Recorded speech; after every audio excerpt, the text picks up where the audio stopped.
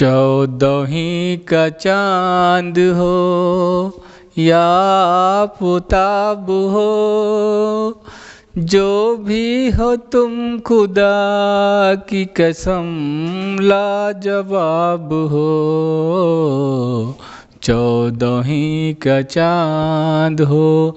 जय हिंद दोस्तों, नमस्कार, वेलकम बैक टू ज्ञान पिपासु क्लासेस। बच्चों, हम आज पढ़ रहे हैं गुलाम वंश। गुलाम वंश का समय 1206 से कब तक बच्चे? 1290 तक। बच्चों देखिए, गुलाम वंश में आपने कुतुबुद्दीन ऐबक के बारे में पढ़ लिया है और इल्तुतमिश के बारे में पढ़ लिया है, जो आप जा कर के प्ले लिस्ट में देख सकते हैं। कहाँ देख सकते हैं? प्ले लिस्ट में। आज हम बताते हैं रुकनुद्दीन फिरोज के बारे में, लेकिन उससे पहले देखा जाए कि जो गुलाम वंश पर शासकों ने, कौन कौन शासकों ने शासन किया गुलाम वंश में, और इसी गुलाम वंश को आप बच्चों दास वंश कहते हो और क्या कहते हो? मामलूक वंश कहते हो। और मामलूक शब्द देने का काम किसने किया था? तो हबीबुल्लाह महोदय ने दिया था। और मामलूक का अर्थ क्या होता है? स्वतंत्र माता पिता से उत्पन्न संतान। तो बच्चों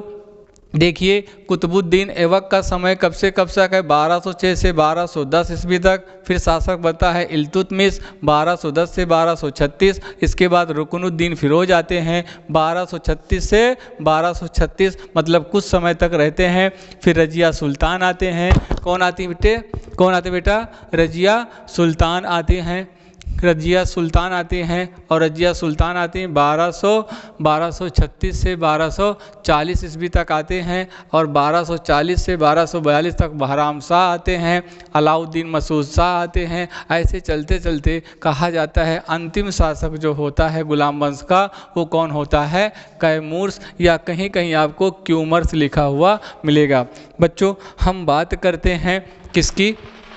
हम किसकी बात करते हैं बच्चों? तो आज पढ़ते हैं रुकनुद्दीन फिरोज की बात करते हैं। कहा जाता है कि इल्तुतमिश, कहा जाता है बच्चों कौन? कि इल्तुतमिश जो है ना, इल्तुतमिश की जब मृत्यु होती है 1236 में, उससे पहले जो है, उससे पहले इल्तुतमिश के जो संतान थी, वो संतान कौन कौन थी? तो एक तो आपने कहा कि रुकनुद्दीन। कौन था बच्चे? रुकनुद्दीन। कौन था? रुकनुद्दीन था। कौन था? रुकनुद्दीन पुत्र था, रुकनुद्दीन था। रजिया सुल्तान थी। कौन? रजिया सुल्तान थी। और कौन था बेटा? तो आप कहोगे बहराम शाह। कौन था? बहराम शाह। ये बहराम शाह जो है ना, ये सब तीनों की तीनों इल्तुतमिश के क्या हुआ करते थे? संतानें थी। कहा जाता है कि 1236 में जब इल्तुतमिश की मृत्यु होती है, उससे पहले इल्तुतमिश रजिया सुल्तान को अपना उत्तराधिकारी बना देता है, नियुक्त कर देता है, और उसकी क्या हो जाती है? मृत्यु हो जाती है। जब इल्तुतमिश की मृत्यु हो जाती है, तो रजिया सुल्तान शासक न बन करके कौन बन जाता है? रुकनुद्दीन। कहा जाता है कि जो तुर्क सरदार हुआ करते थे, वो रजिया सुल्तान को पसंद नहीं करते थे बच्चों, इसलिए जो है ना, रुकनुद्दीन फिरोज को क्या बनाते हैं? दिल्ली का शासक बनाते हैं। दिल्ली सल्तनत का क्या बनाते हैं? शासक बनाते हैं गुलाम वंश में। अब बच्चों हमें पढ़ना है किसको पढ़ना है? रुकनुद्दीन फिरोज को पढ़ना है। तो कहा जाता है रुकनुद्दीन फिरोज अपनी पिता की मृत्यु के बाद क्या बनता है? शासक बनता है। क्या बनता बच्चे? शासक बनता है। कहा जाता है कि रुकनुद्दीन फिरोज ना बिलासी प्रवृत्ति का था। रुकनुद्दीन फिरोज कैसे? बिलासी प्रवृत्ति होने के कारण, बिलासी प्रवृत्ति का था। किस प्रवृत्ति का था? बिलासी प्रवृत्ति होने के कारण ना इसको बिलास प्रेमी कहा गया है। और बिलासी प्रवृत्ति होने के कारण ये रुकनुद्दीन फिरोज जो है ना, अपने शासन के कार्यों में रुचि नहीं लेता था, इसलिए इसे रुकनुद्दीन फिरोज को क्या कहा गया है? बिलास प्रेमी कहा गया है। क्या कहा गया है? बिलास प्रेमी कहा गया है। ऐसा कहा जाता है कि रुकनुद्दीन फिरोज जब शासक बन जाता है तो कुछ समय के लिए अपने राज्य से कहाँ चला जाता है बच्चों, बाहर चला जाता है। और बाहर जाता है तो उसके बाद क्या होता है कि रजिया सुल्तान, कौन बेटा, रजिया सुल्तान जो है ना, रजिया सुल्तान जो है ये क्या करती है, लाल वस्त्र धारण कर लेती है। लाल वस्त्र धारण कर करके कहाँ जाती है, न्याय मांगने, अर्थात लाल वस्त्र धारण कर लेती है, लाल वस्त्र धारण करके जाती है न्याय मांगने। और लाल वस्त्र का अर्थ होता है क्या करना, न्याय मांगना। क्या मांगना, न्याय मांगना। इधर रजिया सुल्तान को न्याय मिल जाता है, रजिया सुल्तान दिल्ली की शासक बन जाती है, दिल्ली की शासक बन जाती है, शासिका बन जाती है। और उधर जब रुकनुद्दीन फिरोज क्या करते हैं, लौट कर वापस आते हैं तो रुकनुद्दीन फिरोज को क्या कर लिया जाता है, गिरफ्तार कर लिया जाता है। तो बच्चे कहा जाता है रुकनुद्दीन का समय जो था वो बहुत थोड़े समय के लिए इसने क्या किया था, शासन किया था, बहुत थोड़े समय के लिए क्या किया था, शासन किया था। तो बच्चों इसमें हमें ज़्यादा कुछ नहीं पढ़ना है, सबसे ज़्यादा इम्पॉर्टेंट आपको रजिया सुल्तान पढ़ना है। लाल वस्त्र का अर्थ क्या होता है, न्याय मांगना। बिलासी प्रवृत्ति का कौन हुआ करता था, रुकनुद्दीन फिरोज हुआ करता था। अब आते हैं रजिया सुल्तान, क्या पढ़ते बेटा, रजिया सुल्तान पढ़ते हैं। क्या पढ़ते हैं, रजिया सुल्तान पढ़ते हैं। और रजिया सुल्तान का समय आपके सामने लिखा है 1236 से लेकर के 1240। बेटा आपसे निवेदन है कि ये जो डेट लिखी गई है, ये जो डेट लिखी गई है ना, 1-2 वर्षों का अलग अलग बुकों में अलग अलग मिलता है, डिफरेंट मिलता है। इसके लिए आप ये मत कहना कि गुरुजी ने क्या किया है, गलत पढ़ाया है। इतिहास है और कहा जाता है कि इतिहास गलत पढ़ाया जाता है, ठीक ना। तो इतिहास गलत पढ़ाया नहीं जाता है, बस अलग अलग इतिहासकारों ने जो अपने मत दिए हैं वो मत के अनुसार ऐसे लोग कह देते हैं, जबकि इतिहास गलत नहीं है। तो बच्चे हम किसको पढ़ते हैं, रजिया सुल्तान। रजिया सुल्तान बेटा बहुत ही इंपॉर्टेंट पॉइंट्स आपको याद करना है, रजिया सुल्तान पढ़ना है। इधर नसीरुद्दीन महमूद के बारे में 2-4 पॉइंट्स याद कर लेने हैं, बलवन आपको इंपॉर्टेंट पढ़ना है। और इधर आपको कुतुबुद्दीन अवक और इल्तुतमिश को आप प्ले लिस्ट में जा कर के पढ़ सकते हैं, जो इंपॉर्टेंट पॉइंट्स हैं। हम सब की बातें करेंगे, लेकिन मेन क्वेश्चन जहाँ से उठते हैं उस क्वेश्चन को आपको पढ़ना है। तो बच्चा रजिया सुल्तान की हम बात करते हैं। कहा जाता है कि रजिया सुल्तान भारत की ना, कहाँ की बच्चे, भारत की प्रथम व अंतिम मुस्लिम महिला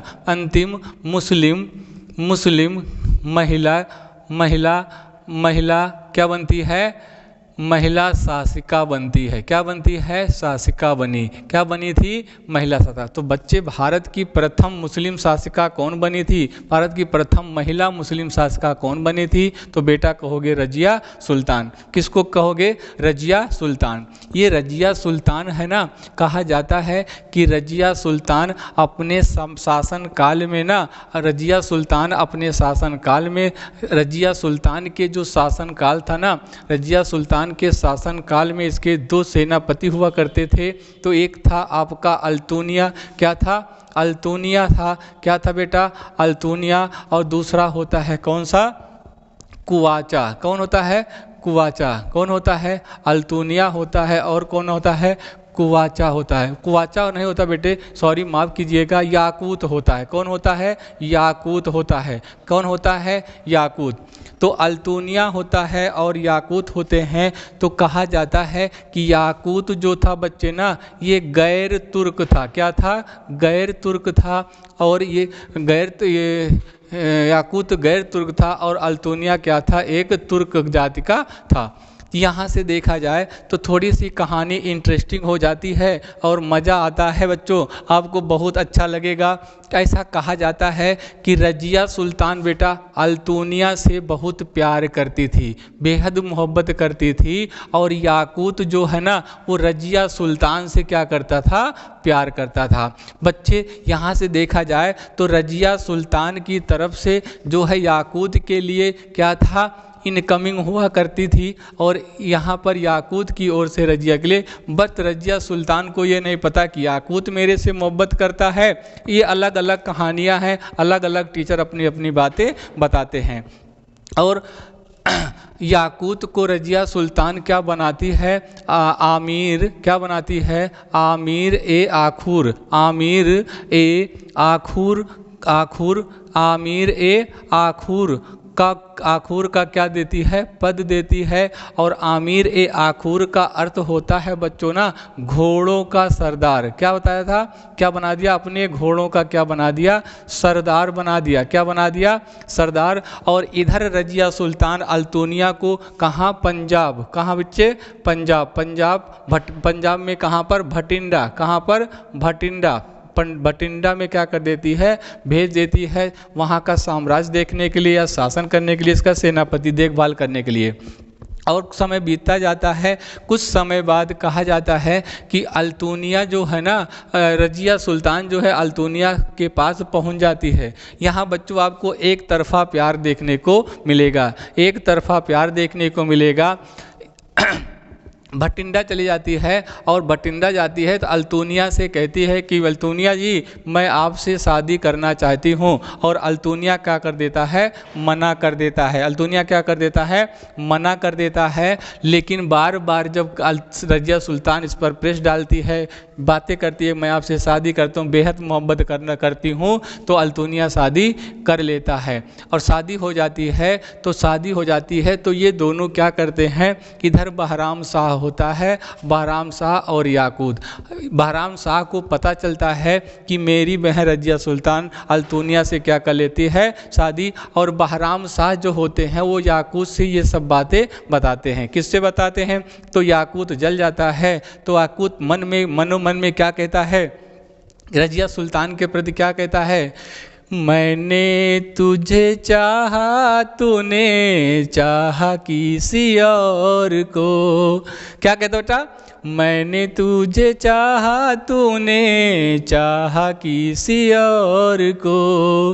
राम करे तू चाहे जिसको, वो चाहे किसी और को। तो बेटा ये कहानी कहता है। कौन कहता है? और इसको जलन होती है। और कुछ इतिहासकार कहते हैं कि अल्तुनिया और रजिया सुल्तान जब कहाँ भटिंडा पंजाब से कहाँ आते हैं? रास्ते में आते हैं, चलते हैं और पहुँच जाते हैं कैथल। कहाँ पहुँच जाते हैं? कैथल पहुँच जाते हैं। तो कुछ इतिहासकार कहते बच्चे ना कि अल्तुनिया और रजिया सुल्तान की हत्या जो है कौन कर देते हैं? डाकू कर देते हैं। कौन कर देते हैं?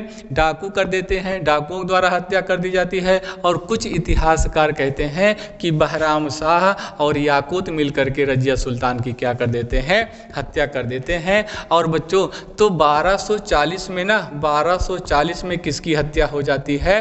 तो आप कहोगे बेटा रजिया सुल्तान की। रजिया सुल्तान, रजिया सुल्तान, रजिया सुल्तान की हत्या कब हो जाती है? 1240 में। याद रखना है ऑप्शन के अनुसार कि डाकुओं के द्वारा हुई कि किसने किया था? बहराम शाह। बाई ऑप्शन आपको करना होगा।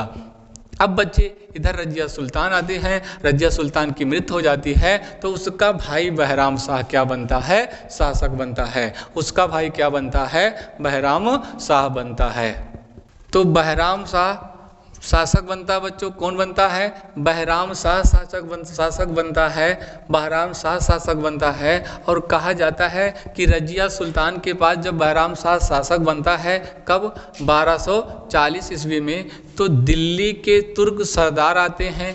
कौन आते हैं? कहा जाता है दिल्ली के तुर्क सरदार, दिल्ली के तुर्क सरदार आते हैं और क्या करते हैं? दिल्ली पर कब्जा कर लेते हैं। दिल्ली पर क्या कर लेते हैं? दिल्ली पर कब्जा कर लेते हैं। दिल्ली पर कब्जा कर लेते हैं और क्या करते हैं? बहराम शाह की 1242 ईस्वी में क्या कर देते हैं? हत्या कर देते हैं। और हत्या कर देते हैं तो उसके बाद बच्चों शासक कौन बनता है? अलाउद्दीन मसूद शाह। शासक कौन बनेगा?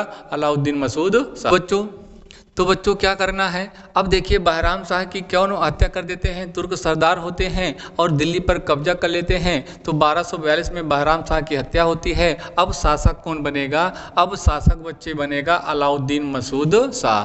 अलाउद्दीन मसूद शाह 1242 से 1246 ईस्वी में तक इसका शासनकाल होगा। और 1242 में कहा जाता है कि जब ये शासक बनता है तो शासक तो बन जाता है, लेकिन बच्चों होता क्या है कि एक व्यक्ति है जिसका नाम होगा बलवन। क्या नाम था, बलवन, जिसका वास्तविक नाम बहाउद्दीन था। बलवन आता है और बलवन जो है ना षड्यंत्र, किसके षड्यंत्र के माध्यम से 1246 ईस्वी में क्या करता है, 1246 ईस्वी में क्या करता है, षड्यंत्र कर रच देता है और अलाउद्दीन मसूद शाह के स्थान पर किसको शासक बनाता है, नसीरुद्दीन महमूद को। किसको बनाता है, नसीरुद्दीन महमूद को। तो बच्चों अब अलाउद्दीन मसूद शाह के बाद कौन शासक बनेगा, नसीरुद्दीन महमूद। तो इसका समय कब से कब होगा, 1246 से 1266। कहा जाता है 1246 से 1266 ईस्वी तक कौन, 1266 ईस्वी तक कौन शासन करेगा, नसीरुद्दीन महमूद। कहा जाता है कि नसीरुद्दीन महमूद ना किसका, बलवन का क्या हुआ करता था, दामाद हुआ करता था। नसीरुद्दीन महमूद जो है बलवन का क्या हुआ था, दामाद होता था। और ऐसा कहा जाता है कि नसीरुद्दीन महमूद जो है ना, कहा जाता है नसीरुद्दीन महमूद कुरान किसकी बच्चे, कुरान किसकी, कुरान की क्या करता था, कुरान की नकल करता था और उसे बेचकर क्या करता था बच्चों, अपनी जीविका चलाता था। क्या चलाता था, अपनी जीविका चलाता था। कौन चलाता था बच्चे, बहुत इंपॉर्टेंट है कि कुरान की नकल कौन करता था, तो नसीरुद्दीन महमूद। क्या था, बलवन का क्या था बच्चों, दामाद। बलवन का दामाद कौन था, नसीरुद्दीन महमूद, जो कुरान की नकल करता था और उसे बेचकर अपनी जीविका चलाता था। ऐसा मान्यता है, ऐसा कहा जाता है कि नसीरुद्दीन किसकी बच्चों, नसीरुद्दीन महमूद की क्या हो जाती है, अकस्मात मृत्यु हो जाती है। और इधर नसीरुद्दीन महमूद के पास कोई संतान नहीं होती है तो शासक कौन बन जाता है बच्चों, बलवन बन जाता है। ध्यान सुनना कि नसीरुद्दीन महमूद क्या करता था, कुरान की नकल करता था और बच्चों उसे बेचकर अपनी जीविका चलाता था। कहा जाता है नसीरुद्दीन महमूद की अकस्मात मृत्यु हो जाती है। कब बच्चों, 1266 ईस्वी में मृत्यु हो जाती है। और इसके नसीरुद्दीन महमूद के पास कोई संतान नहीं होती थी, इसलिए शासक कौन बन जाता है, तो शासक बन जाता है बलवन। कौन बन जाता है, बलवन बन जाता है। शासक कौन बनेगा बच्चे, बलवन बनेगा। तो बच्चों आइए थोड़ा सा देखते हैं बलवन। और आपके लिए बलवन ना बहुत इम्पॉर्टेंट निकल के आएगा। हमने कहा कुतुबुद्दीन ऐबक, इल्तुतमिश, रजिया सुल्तान, नसीरुद्दीन महमूद और बलवन को आपको पढ़कर ही जाना है। अगर गुलाम बंद से क्वेश्चन उठता है बेटा ना, तो सारे क्वेश्चन आप करने का काम करोगे। तो बच्चे हमने कहा बलवन की बात करते हैं और बलवन का समय 1266 से चलता है 1286 ईस्वी तक चलता है। किसका समय चलता है, बलवन। कहा जाता है कि बलवन एक क्या था, इलबारी तुर्क था। कैसा तुर्क था बच्चे, बलवन एक इलबारी तुर्क था। कैसा तुर्क था, इलबारी। कौन, बलवन कैसा तुर्क था बच्चों, एक इलबारी तुर्क था। कहा जाता है कि 1266 में ना नसीरुद्दीन महमूद की मृत्यु के बाद शासक कौन बनता है, बलवन बनता है। बलवन एक ऐसा शासक था जिसने ये कहा कि जब मैं किसी, क्या कहता है कि जब मैं किसी तुच्छ प्राणी को देखता हूँ ना, तुच्छ प्राणी को देखता हूँ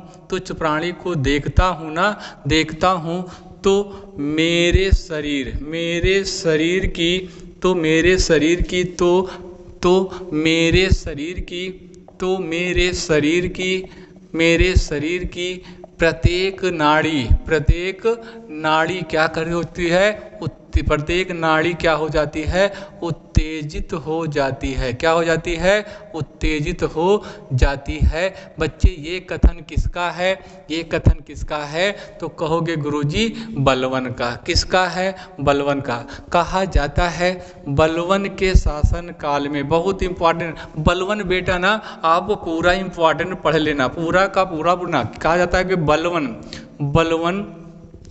के शासन काल में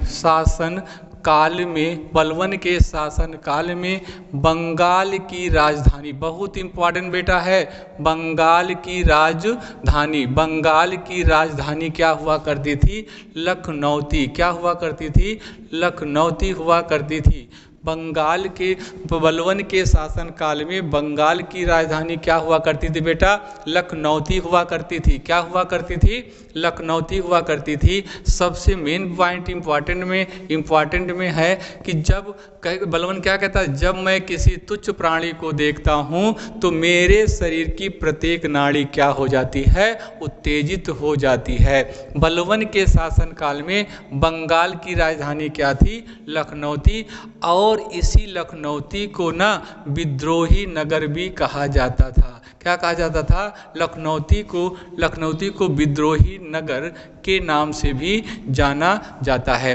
बेटा बहुत इंपॉर्टेंट क्वेश्चन है। अगला पॉइंट देखा जाए तो आपने पढ़ा होगा बेटा, आपने पढ़ा होगा, क्या पढ़ा है कि तुर्कान ए चिहलगानी। क्या पढ़ा है, तुर्कान ए चिहलगानी। आपने पढ़ा होगा तुर्कान ए चिहलगानी। क्या पढ़ा है, चिहलगानी पढ़ा है। इसी को आप बेटा चालीसा कहते हो। क्या कहते हो, चालीसा कहते हो बेटा। इसी को चार गान कहते हो। इसी को बेटा क्या कहते हो, 40 सरदारों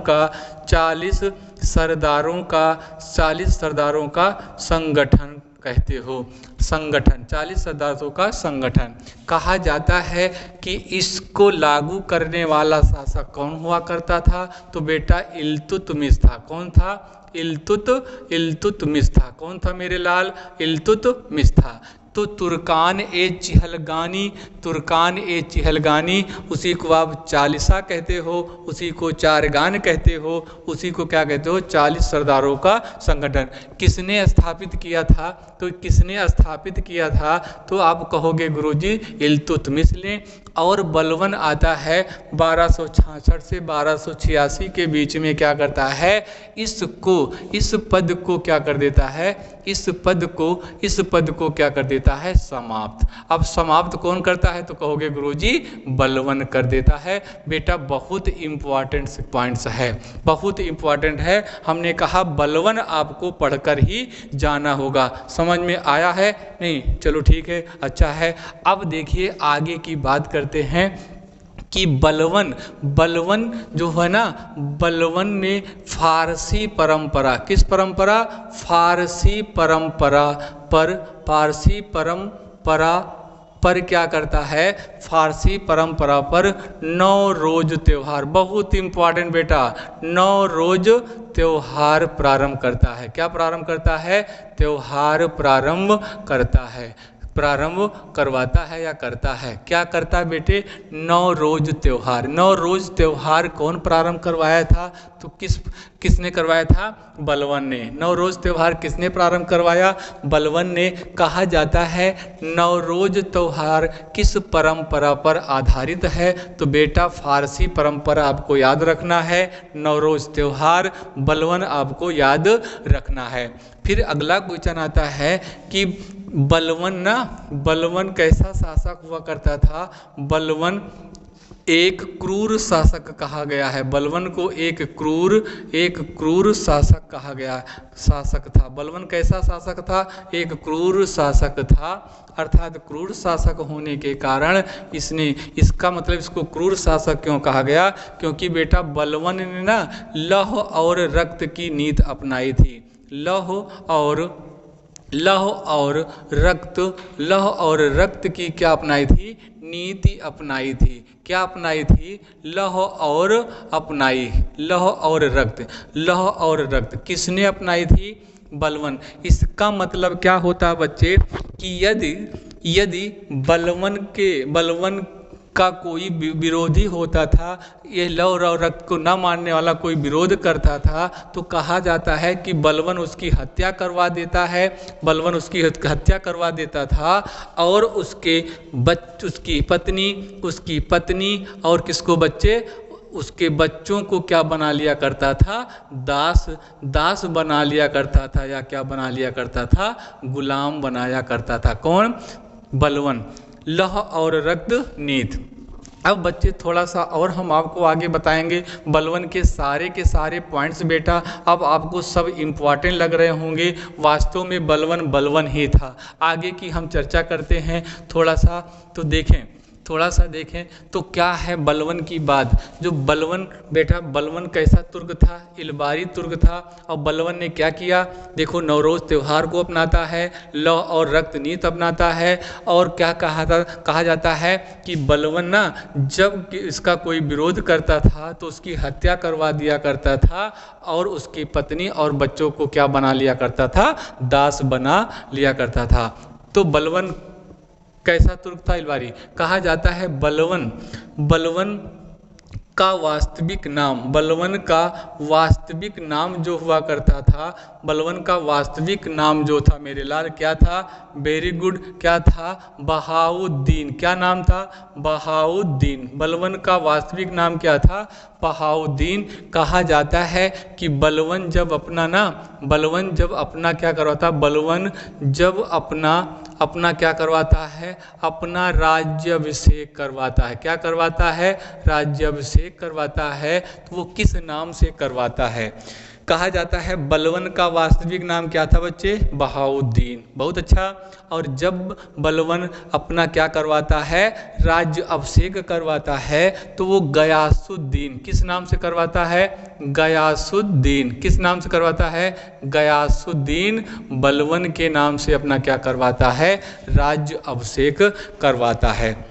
बेटा यही बलवन है जिसने सिजदा, क्या, कौन सी, सिजदा या सजदा प्रथा चलाता है। और पहले दो प्रथाएं चलाई इसने, एक तो सिजदा या सजदा प्रथा कहते हैं, दूसरा पैबोज कहते हैं या पैबोस कहते हैं। पैबोज कहते हैं या बेटा क्या कहते हैं, पैबोस कहते हैं। कौन सी प्रथा चलाई थी, दो प्रथाएं चलाई, एक सिजदा प्रथा और एक क्या था, पैबोज प्रथा। ये दो प्रथाएं इसने चलाई तो सिजदा का अर्थ होता है कि शासक के सम्मुख झुक करके नमस्कार करना, शासक के सम्मुख झुक कर क्या करना, नमस्कार करना। सिजदा का अर्थ होता है कि शासक के सम्मुख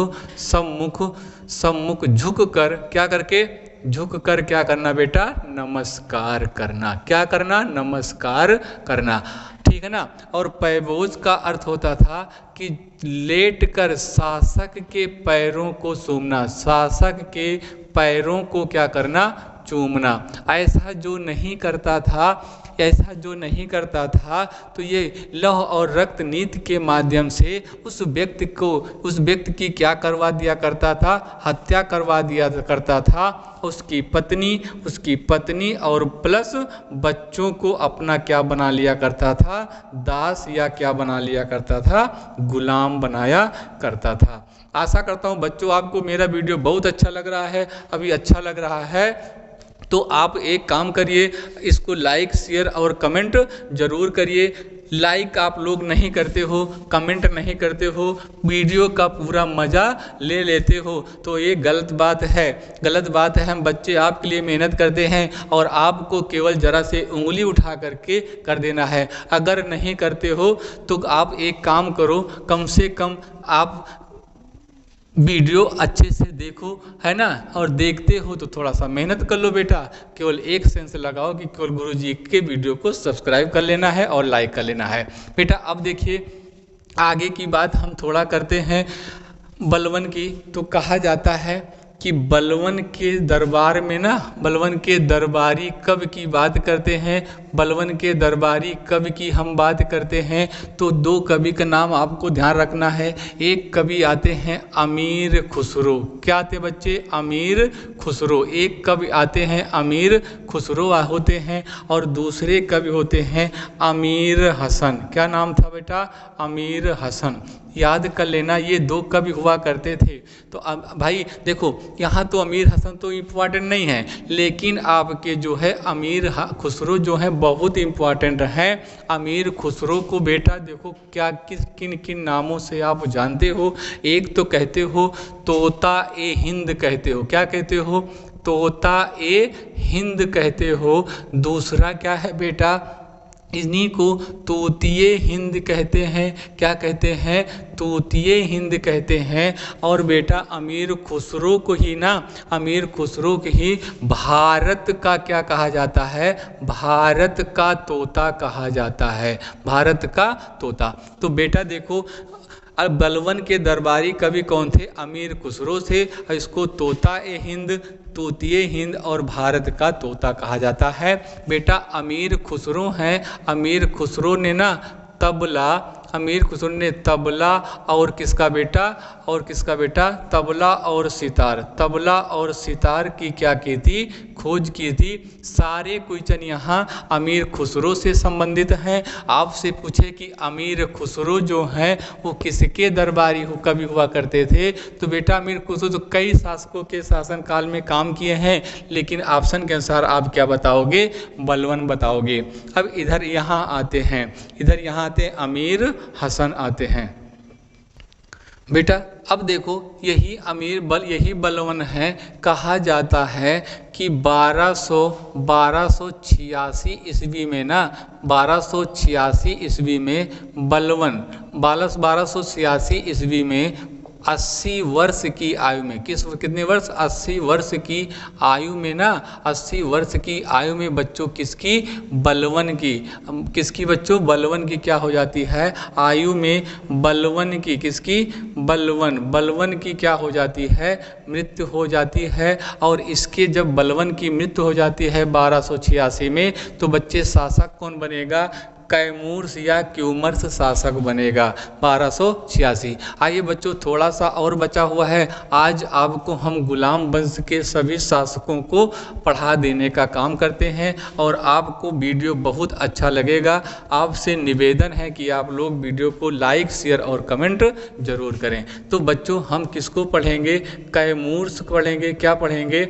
कैमूर्स पढ़ेंगे, या इन्हीं को क्यूमर्स कहा जाता है। क्या कहा जाता है? क्यूमर्स कहा जाता है। समय उनका होगा 1286 से लेकर के बच्चे गुलाम वंश का समय 1206 से 1290 तक चला था और अंतिम शासक कैमूर था। तो 1286 से 1290 ईस्वी की हम बात करते हैं।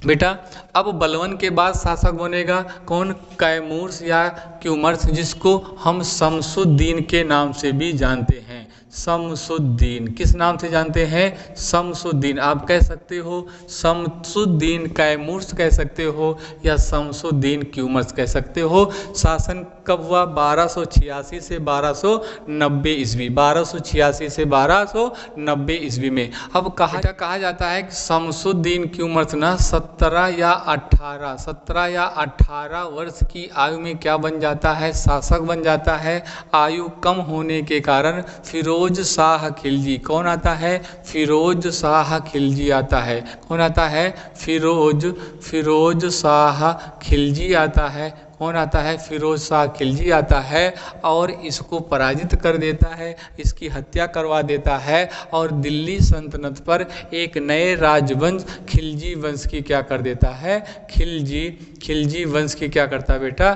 खिलजी वंश की क्या करता है? स्थापना करता है। कौन करता है? स्थापना करता है, खिलजी वंश की स्थापना। तो बच्चों खिलजी वंश की स्थापना कब होगी? 1290 ईस्वी में। तो खिलजी वंश का संस्थापक कौन आ जाएगा? खिलजी वंश का संस्थापक कौन आ जाएगा बच्चे? तो कहोगे फिरोज शाह खिलजी। कौन आ जाएगा बच्चे? फिरोज शाह खिलजी आ जाएगा।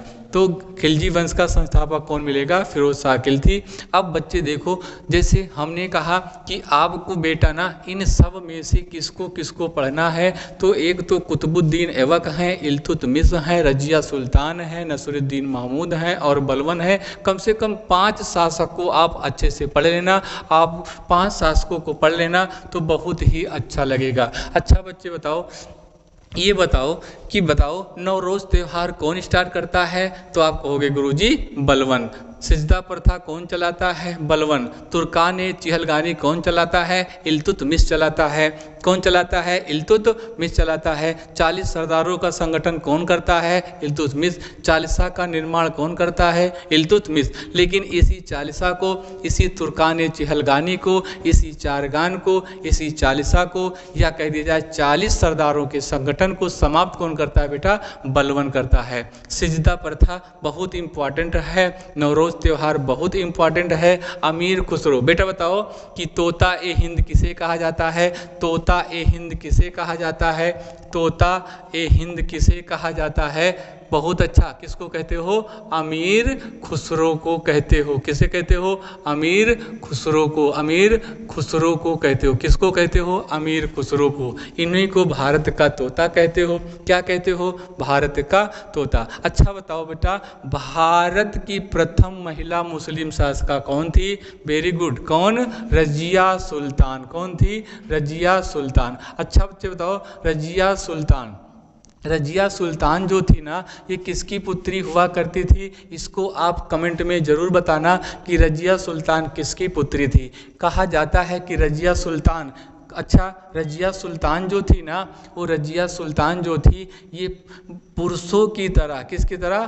पुरुषों की तरह क्या करती थी? पुरुषों की तरह जो है ना, ये खुले दरबार में जाया करती थी। खुले दरबार में।